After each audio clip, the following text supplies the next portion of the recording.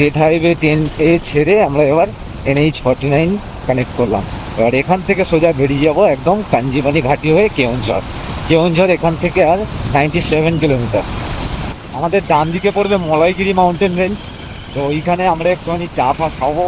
এতদিনের স্বপ্নের একটা জায়গা মলয়গিরি মাউন্টেন রেঞ্জ, সেটাকে একটু ভালো করে দু চোখ ভরে দেখবো, দেখে তারপর আবার বাড়ি পথে রওনা দেবো।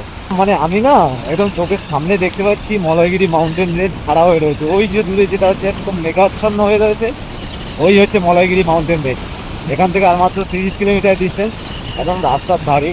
ও অসম্ভব সুন্দর লাগছে। মলয়গিরি মাউন্টেন রেঞ্জে ট্রেকও করা যায়, কিন্তু সেটা বর্ষাকালে সম্ভব না। বর্ষাকালে অনেকটা ঘন জঙ্গল হয়ে থাকে, খুবই আনএক্সপ্লোর্ড একটা প্লেস।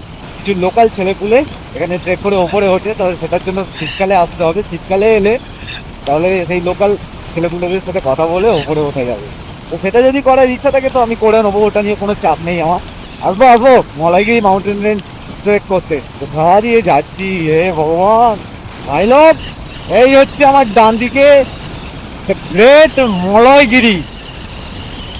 ও এই পুরোটা হচ্ছে মলয়গিরি মাউন্টেন রেঞ্জ। ওটা হচ্ছে মলয়গিরি টপ পিক, যেখানে হচ্ছে একদম মেঘটা মনে হচ্ছে না আগুন লেগে গেছে, ধোঁয়া উঠছে। এই যে সামনে যে পাহাড়টা দেখছেন এটাই মলয়গিরি, কেউ বলে মালায়াগিরি, আবার লোকাল ভাষায় মাল্যগিরি। পূর্বঘাট পর্বতমালার গড়জাত রেঞ্জের একটা অসাধারণ অংশ এটা। উচ্চতা প্রায় 1187 মিটার। রাইড করতে করতে যত এর কাছে যাচ্ছি এই পাহাড়টার বিশালত্বটা ততটাই বুঝতে পারছি। আর সবচেয়ে মজার ব্যাপার, এটাই ওড়িশার তৃতীয় উচ্চতম পর্বত। আজ এই স্বপ্নের গন্তব্যে রাইড করতে করতে মনটা সত্যিই অন্যরকম লাগছে।